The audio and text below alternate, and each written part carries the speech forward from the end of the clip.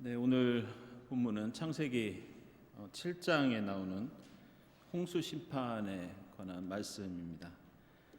홍수의 심판은 지금까지 살펴본 인간의 죄악이 증대된 것에 따른 결과였고, 그 결정적인 사건이 바로 신들의 아들들과 인간의 딸들 사이에 하나님이 설정해 놓으신 하늘과 땅의 경계를 넘어서면서 저질렀던 범우주적인 악행이었습니다. 홍수를 불러온 배경이 되는 이러한 인간의 죄악이 가진 특징들을 몇 가지 더 살펴보면, 이 6장에 이 네피림 이야기에 나오는 죄악은 단 한 번 신의 아들들이 인간의 딸들과 악행을 저질렀던 일회성 사건이 아니라, 죄를 짓고 6장 3절 보시면 하나님께 징벌을 받은 이후로도 지속적으로 죄를 지었던, 이 성경에서는 찾아보기 매우 힘든 그런 고질적인 범죄로 나옵니다. 6장 4절 상반절 보면요, 그 무렵에 그 후에도 얼마 동안 땅 위에는 네피림이라고 하는 거인족이 있었다. 그러니까 계속해서 그 후로도, 하나님께서 징벌을 내리신 후로도 신들의 아들들과 사람의 딸들 사이에 악행이 있었고, 그래서 네피림들이 있었다. 이미 3절에서 징벌이 있었음에도 불구하고 이렇게 죄가 계속되었다고 하는 것은 그만큼 인간의 죄악이 이전과 달리 얼마나 더 심각해졌는지 보여주는 예라고 할 수 있습니다. 왜냐하면 성경에 나오는 그 죄와 심판을 보면요, 대체로 하나님의 징벌이 있은 후에도 이렇게 아랑곳하지 않고 계속 악행을 저지르는 그런 경우는 매우 드뭅니다. 가인이 아벨을 비록 해치고 벌을 받았지만, 그렇다고 가인이 그 후에도 돌아다니면서 비슷한 죄를 저지른 것은 아니었습니다. 그렇게 볼 때 지금 6장의 징벌 이후에도 범죄가 계속되었다는 것은 새로운 유형의 증폭된 인간의 죄악을 보여준다고 하겠습니다. 이런 결과로 인간의 수명이 이제 120세로 제한되는데요, 이것은 5장에 아담의 족보에 나오는 이 수명들과 오래 산 사람들의 그 수명들과 비교를 해보면 대략 7분의 1 정도 됩니다. 그래서 성경에는 7이라는 숫자의 상징성을 중요하게 생각하는데, 따라서 이것은 단순히 얼마나 수명이 단축되었느냐 이런 뜻보다는 철저한 하나님의 심판이 있었다, 이렇게 볼 수 있습니다. 이 네피림 이야기는 이 아담과 하와가 선악과를 먹었을 때와 비슷한 특징이 하나 더 드러나는데, 이 뱀과 여자가 대화를 이어가다가 결국 선악과를 먹을 때 그 아담이 멀리 떨어져 있었던 것이 아니라 바로 하와 옆에서 그것을 방조하고 또 동조하고 또 때에 따라서 적극적으로 먹도록 만드는 역할을 했다는 것을 아마 기억하실 겁니다. 이 6장에서도 신들의 아들들과 사람의 딸들이 이 죄악을 저질렀다는 이 이야기에서, 당시 고대 중동에서는 그 남자가 여자에게 그 청혼을 할 수는 있었지만 그것의 수락 여부는 일반적으로 그 딸의 아버지가 보통 그 수락을, 그 결혼을 결정을 합니다.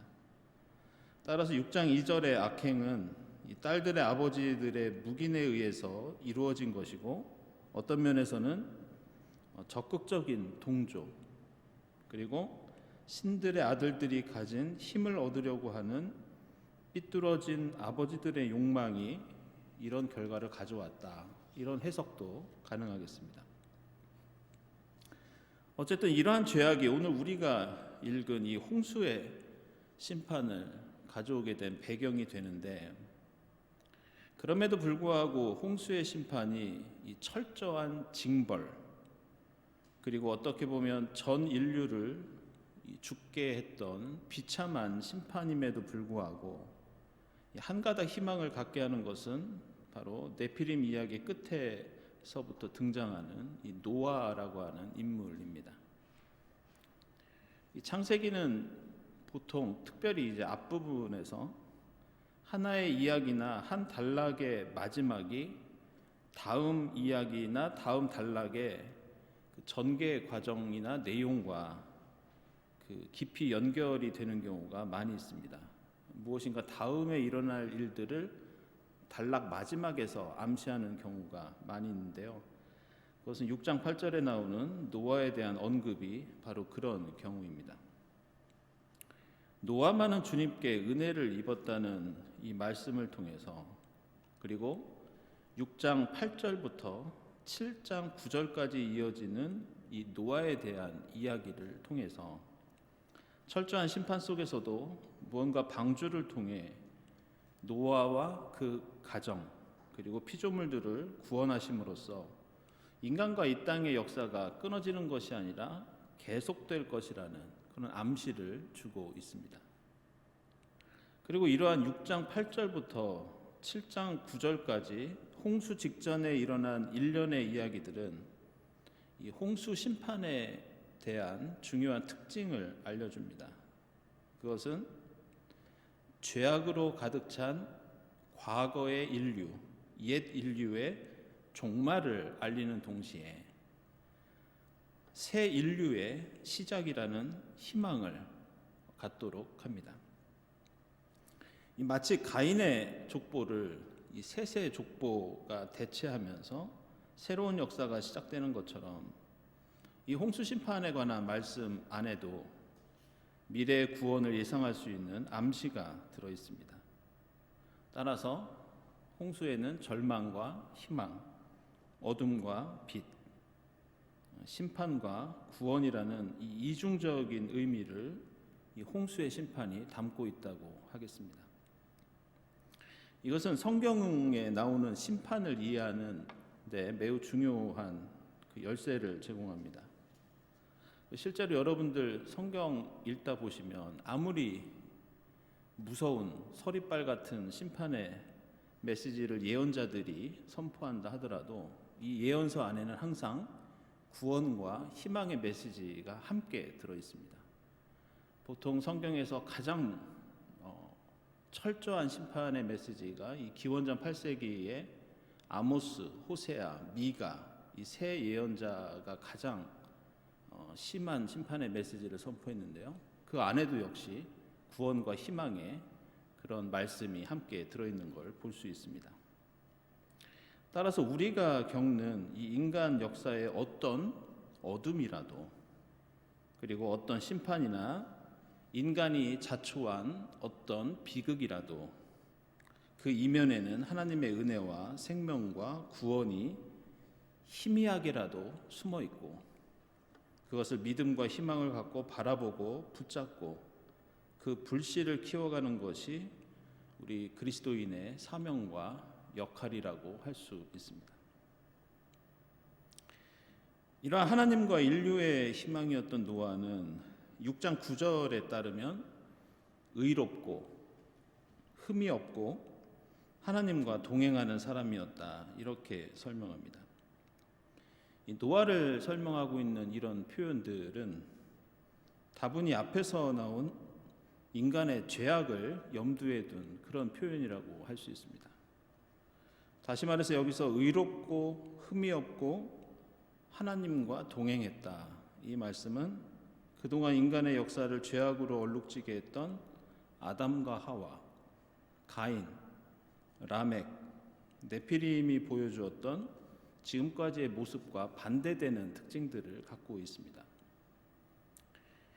노아가 의롭고 흠이 없고 하나님과 동행한다는 것은 그동안 의롭지 못하고 흠이 있고 하나님을 멀리 떠났던 바로 그 사람들의 그 삶과 노아가 다른 삶을 살았다는 것을 가리킵니다. 여기서 의롭다는 말은 그 반대말이 사악하다라는 말의 히브리어 라샤입니다. 따라서 이 사악하다는 말은 선악과를 먹도록 유혹했던 뱀, 그리고 아담과 하와가 먹은 선악과를 떠올리게 합니다. 그리고 흠이 없다는 말은 일반적으로 그 제사 용어로 사용됩니다. 흠이 없는 희생제사의 제물을 묘사하는 데 사용됩니다. 따라서 이 표현은 당연히 가인과 아벨의 제사와 그에 따른 비극을 떠올리게 합니다. 그리고 주님과 동행했다는 말은 죄를 짓고 숨어있던 이 아담과 하와, 동생을 해치고 떠돌아다녔던 가인, 그리고 하나님 곁에 있었던 것이 아니라 하늘을 떠나 인간의 딸들에게 가서 악행을 저질렀던 신들의 아들들, 바로 이런 이미지들과 상반되는 것을 보여주면서 반대로 하나님과 동행했던 에녹을 떠올리게 합니다. 따라서 6장 9절에 이 노아에 대한 묘사는 6장까지 이어온 인간 역사에서 죄를 지은 자들을 생각나게 하면서 이러한 인간의 죄로 점철된 역사가 비록 홍수로 끝나지만 노아를 통해서 새로운 역사가 일어날 것이라는 그런 기대와 희망을 이 노아에 대한 묘사를 통해서 역시 우리는 갖게 됩니다. 6장 11절과 13절에는 이제 앞에서 노아의 의로움을 강조한 후에 이제 홍수를 통해 진멸시킬 이 땅의 생명체들이 왜 이렇게 되었는지 다시 한번 확인하고 있는 그런 장면입니다. 그 11절부터 13절까지 보시면요, 여기에 그 땅이라는 말이 6번이나 언급됩니다. 그리고 썩었다라는 말이 5번이나 역시 같이 반복됩니다. 결국 이 11절, 12절, 13절 이 세 절은 인간 세상이 얼마나 부패하고 죄악으로 엉망이 되었는지 땅과 썩었다라는 말을 계속 반복하면서 강조하고 있습니다. 그러면서 12절에서 하나님이 땅을 보시니 이런 표현이 나오는데 이것은 마치 천지 창조할 때 하나님이 보시기에 좋았다, 이 말씀을 떠올리게 하면서 지금 온 세상과 인간은 하나님이 창조하셨던 그 처음 모습을 잃고 썩고 엉망이 된 상태가 되었다는 것을 알려주고 있습니다. 그래서 이 부분에서 이 대칭되어서 등장하는 게 있는데요, 그것은 6장 9절에 노아의 의로움, 그리고 11절에 썩은 세상, 12절에 다시 나오는 속속들이 썩은 세상, 그리고 7장 1절에 나오는 노아의 의로움, 이렇습니다. 이처럼 오늘 말씀에는 노아가 의롭다, 그리고 세상이 썩었다, 이 말씀이 교차되면서 우리가 노력해서 이루어야 할 의로움이 세상의 어떤 썩어가는 세상을 치료하고 회복하는 대응책이 될 수 있다는 것을 말씀하고 있고, 또 반대로 그 의로움이 결여될 때 세상은 썩어간다는 것을 의미합니다. 그리고 이런 특징은 이제 나중에 보게 될 아브라함과 의인이 없어서 멸망한 소돔과 고모라 이야기에도 똑같이 등장합니다.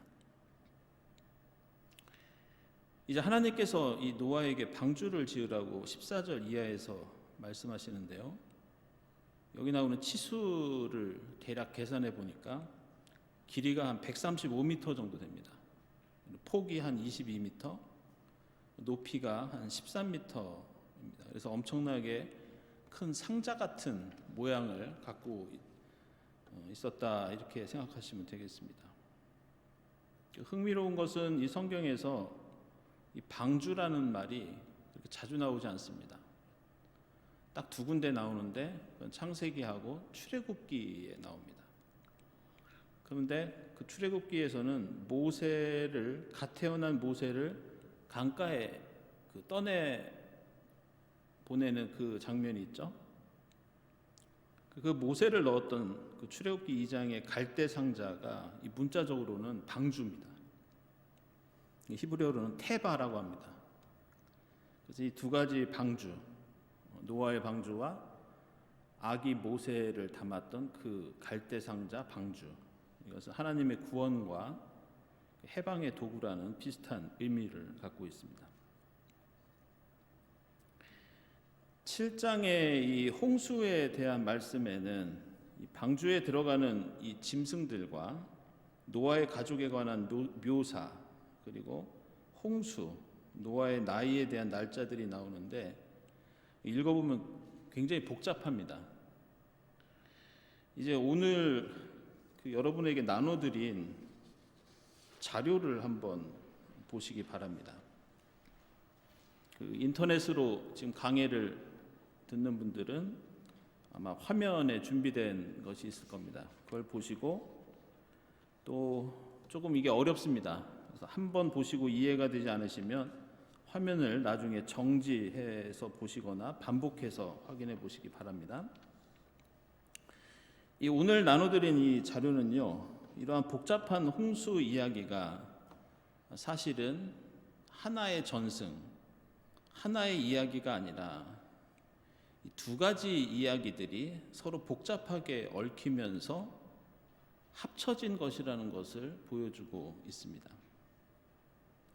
이 자료는 마치 여러분들 지푸라기로 줄 만드는 것처럼 이 두 개의 지푸라기로 하나의 줄을 꼬아서 만들듯이 홍수 이야기는 두 가지 이야기들을 꼬아서 하나의 이야기로 만든 것과 같은데, 그것을 다시 원래대로 각각의 이야기로 분리해서 지금 보여주고 있는 것이 여러분에게 나눠드린 자료입니다.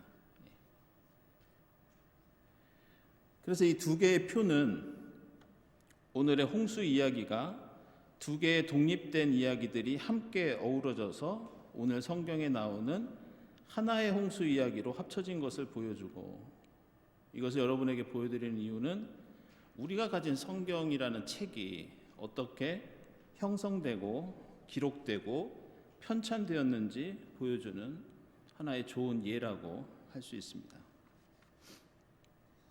다시 성경책을 한번 보시기 바랍니다.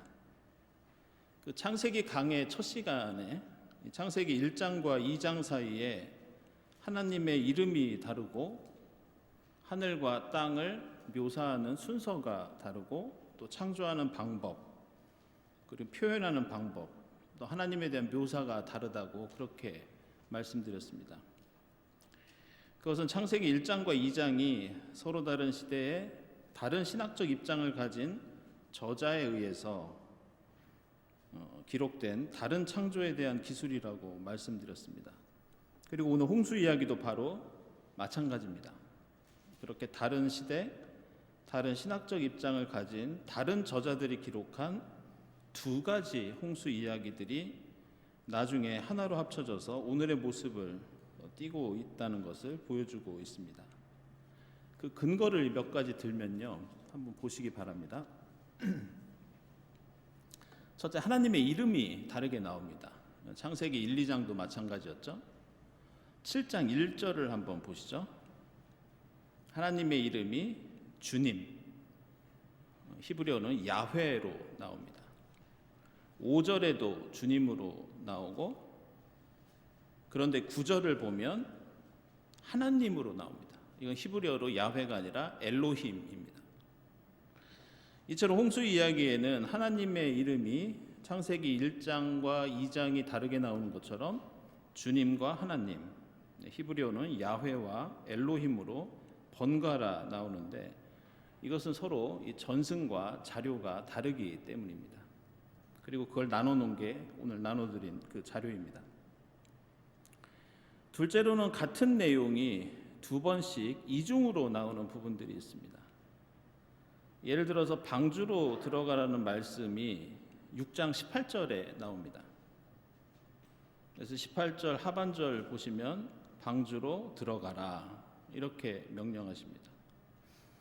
그런데 7장 1절 하반절 보면요, 식구들을 다 데리고 방주로 들어가라 이렇게 똑같은 명령을 중복해서 내리십니다. 하나님께서 강조하시기 때문에 그런 거 아니냐 이런 의문을 가질 수 있는데요. 하지만 잘 보시면 6장 18절에서 명령하는 하나님의 이름과 7장 1절에서 명령하는 하나님의 이름이 다르게 나옵니다. 6장 18절에 방주로 들어가라는 명령은 13절에서 하나님이 노아에게, 즉 엘로힘이 노아에게 내린 명령이었습니다. 그런데 7장 1절의 명령은 1절 맨 처음에 나오는 것처럼 하나님이 아니라 주님이 노아에게, 다시 말해서 야훼가 노아에게 말씀하신 겁니다. 따라서 신의 이름이 다르게 나오는 것은 명령은 똑같습니다. 이것은 강조 때문에 그렇다기보다는 자료가 다른 데서 오는 중복일 가능성이 큽니다. 이 세 번째로 홍수 이야기에는 이렇게 같은 내용이 중복되는 경우도 있지만 내용이 다르고 모순되는 내용도 나옵니다. 예를 들어서 방주로 들어간 이 짐승들이 6장 19절과 20절 그리고 7장 15절에서는 암수 한 쌍씩으로 나옵니다. 제가 한번 읽어보겠습니다. 살과 피를 지닌 모든 짐승도 수컷과 암컷으로 한 쌍씩 방주로 데리고 들어가서 너와 함께 살아남게 하여라. 새도 그 종류대로, 집 짐승도 그 종류대로, 땅에 기어다니는 온갖 길 짐승도 그 종류대로 모두 2마리씩, 한 쌍이라는 뜻이죠. 너에게로 올 터이니 살아남게 하여라. 7장 15절도 읽어보면요, 살과 피를 지닌 살아 숨쉬는 모든 것들이 2씩, 즉 한 쌍씩 노아에게 와서 방주로 들어갔다, 이렇게 나옵니다. 그런데 이 7장 2절과 3절에서는 정결한 짐승은 수컷과 암컷으로 7쌍씩, 부정한 짐승은 2쌍씩, 그리고 공중의 새도 7쌍씩, 이렇게 다르게 나옵니다. 그리고 홍수의 기간도 다릅니다.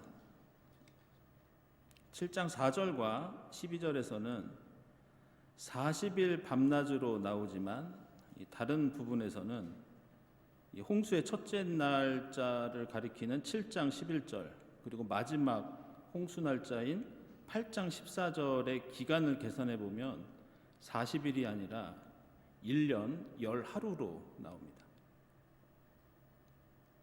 재미있는 것은 음력과 양력의 1년 날수가 10하루 차이가 나는데 이걸 감안하면 홍수가 정확하게 1년 동안 지속된 걸로 그렇게 묘사되어 있습니다. 그래서 이 6장 22절 상반절을 한번 보시죠.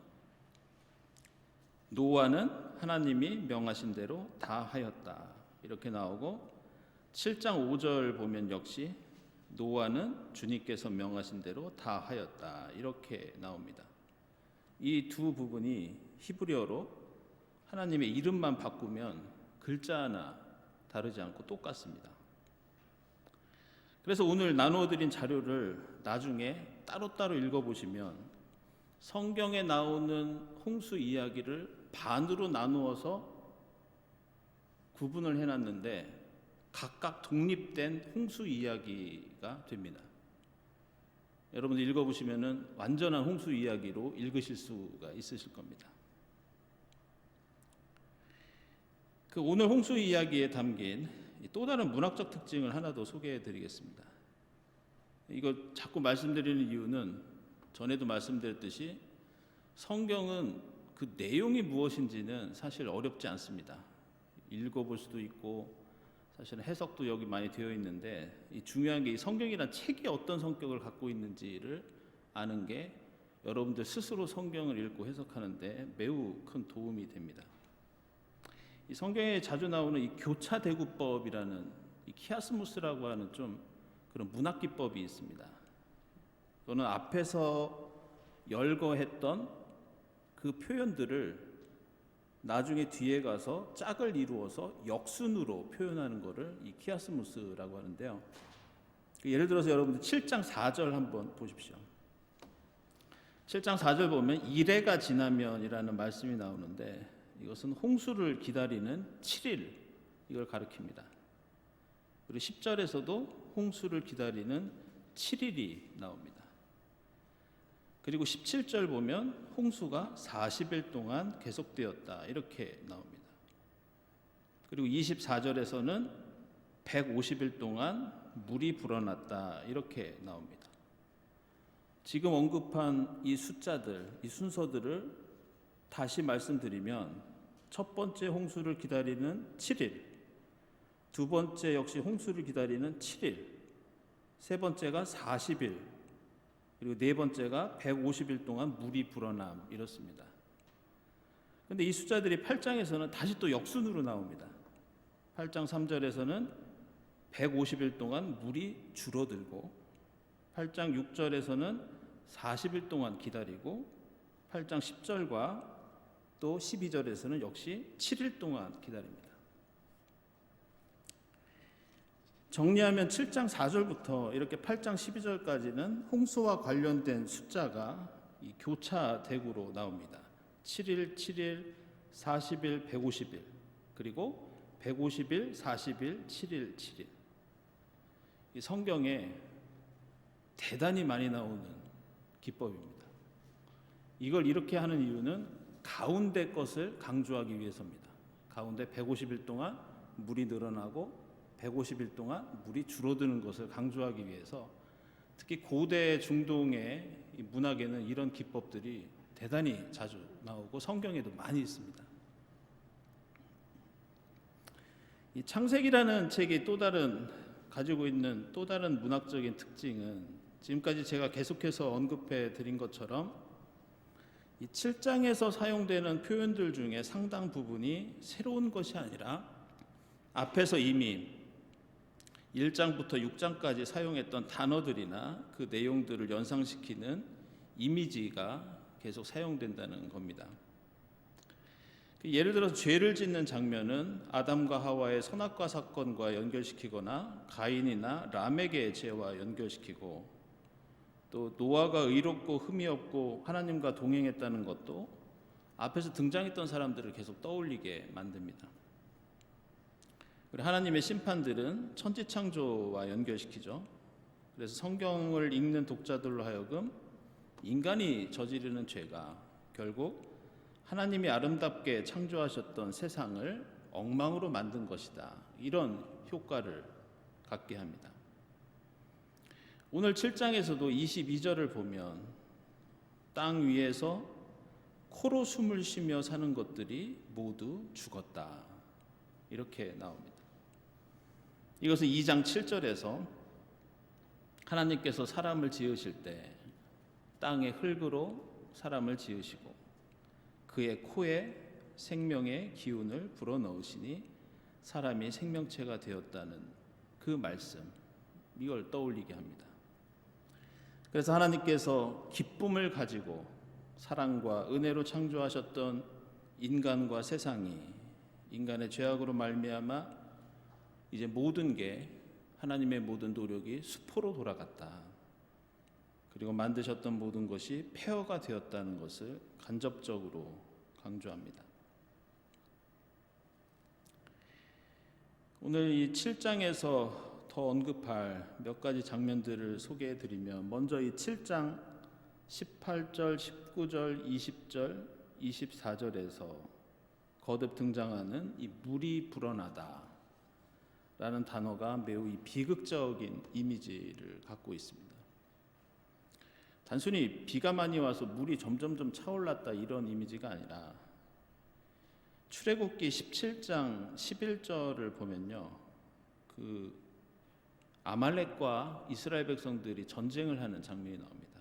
거기 보면 모세가 그의 팔을 들면 이스라엘이 더욱 우세하고 그가 팔을 내리면 아말렉이 더욱 우세하였다. 이런 말씀이 나오는데요.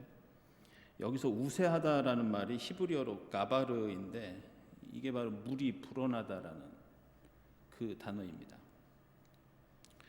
이 홍수에 대한 묘사가 마치 전쟁터에서 적군을 휩쓸어 버리는 것처럼 묘사되면서 이 홍수 심판의 규모와 폭력성, 전쟁터에 낭자한 인간의 선혈, 모든 걸 쓸어버리는 물결, 이것이 서로 겹치면서 모든 생명이 몰살하는 장면을 전쟁과 피와 휘몰아치는 물결의 이미지를 통해서 더 공포스럽게 그렇게 묘사하고 있습니다. 다음으로 홍수 이야기의 특징은 많은 날짜들이 나온다는 건데요. 좀 우스갯소리 같지만 코로나 바이러스 같은 어렵고 힘든 시기가 되면 이 점을 치거나 그 이름을 짓는 개명하는 이 장명소를 사람들이 많이 찾는다고 합니다. 근데 놀랍게도 교회 다니는 권사님들이 모이는 점집이 따로 있을 정도로 기독교인들이 점집에 가서 이 결혼 날짜를 바꾸거나 그 이름을 바꾸는 경우가 자주 있다는 그런 얘기를 들은 적이 있습니다. 근데 이 고대 달력 중에서 이 희년서 역법이라는 달력이 있는데요. 이 달력으로 오늘 홍수 이야기를 분석해 보면 재밌는 결과가 나옵니다. 먼저 창세기 1장에 나오는 천지창조가 이 달력에 따르면 일요일에 시작된 걸로 나옵니다. 근데 오늘 7장 11절에 피조 세계 전체를 파괴하는 이 홍수의 심판도 역시 일요일에 일어납니다. 그리고 나중에 노아가 새로운 활동을 시작하는 홍수 이후의 그 날도 계산해 보면 일요일입니다. 같은 요일에 벌어졌던 이 창조, 심판, 새 출발, 결국 어떤 날도 어떤 시간도 원래부터 정해진 운명은 없다는 것, 그리고 그 날짜와 시간의 의미, 특정한 때의 생명과 죽음과 복과 저주는 우리 인간이 얼마나 하나님을 온전히 섬기느냐에 따라 우리가 만들어 간다는 것, 이건 성경이 우리에게 가르쳐주고 있는 중요한 가르침입니다. 다음으로 지난 시간에 그럼에도 불구하고 하나님의 사랑과 구원에 대해서 말씀드렸는데요.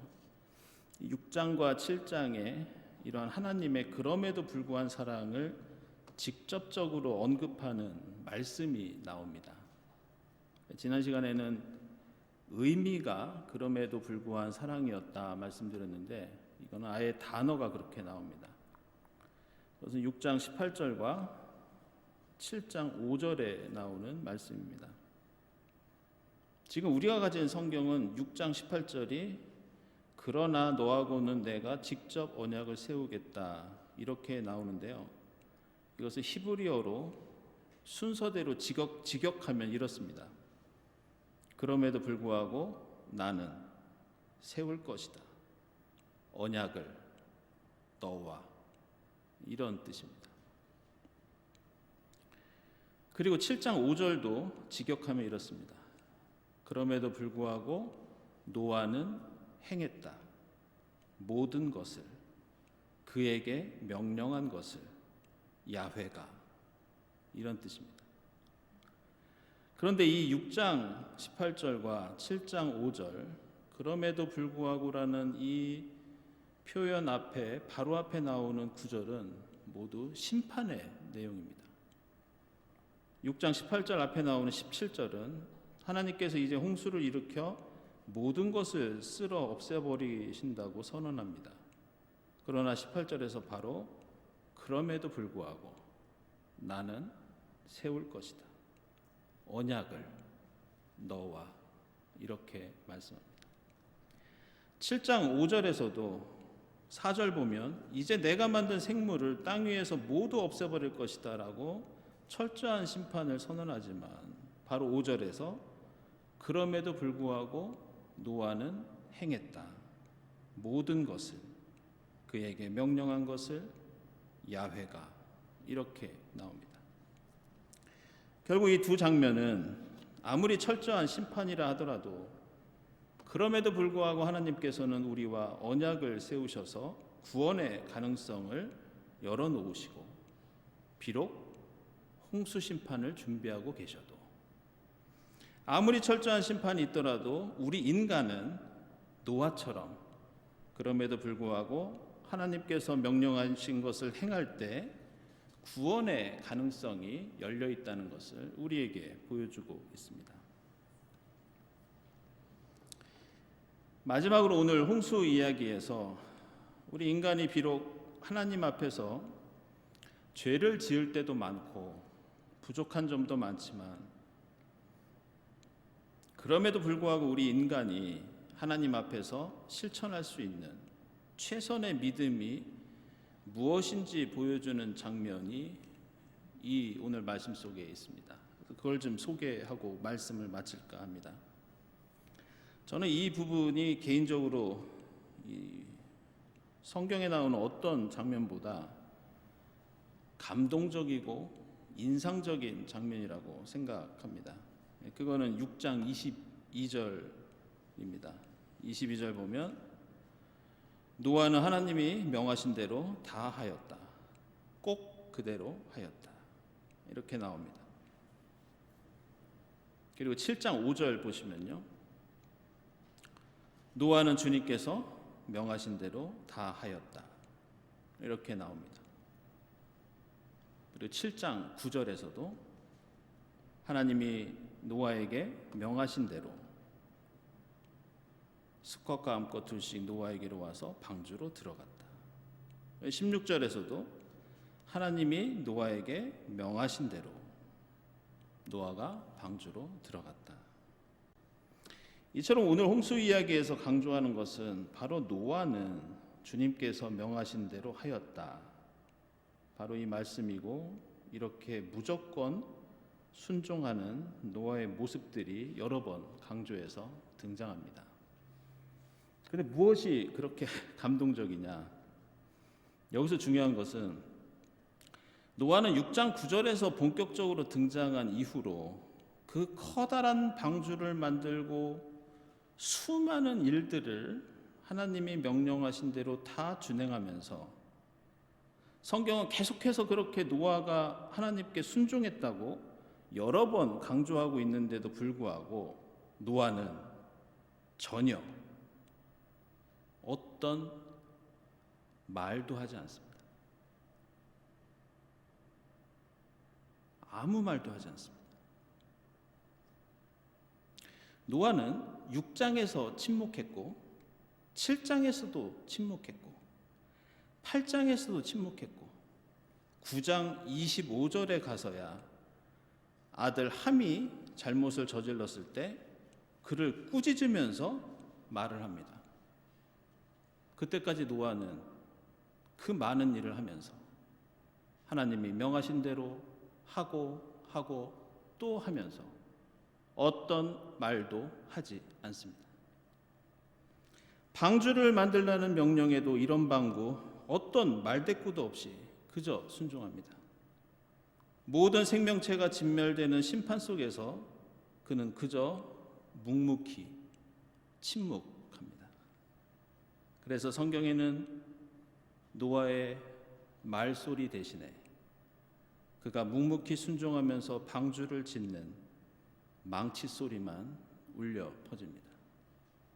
그의 목소리 대신에 빗소리와 바람 소리와 물결치는 소리만 울립니다. 우리는 이제 이번 주일이면 이제 마지막 주연절을 보내고 다음 주 성회 수요일부터 사순절이 시작됩니다. 3년째 계속되는 이 전염병의 비극이 비록 오늘 말씀 속에 나오는 홍수의 심판만큼은 아니지만 공식적인 통계만 보더라도 이미 600만 명의 사람들이 죽었고 지금도 지구촌 곳곳에는 고통 속에 신음하는 사람들이 많이 있습니다.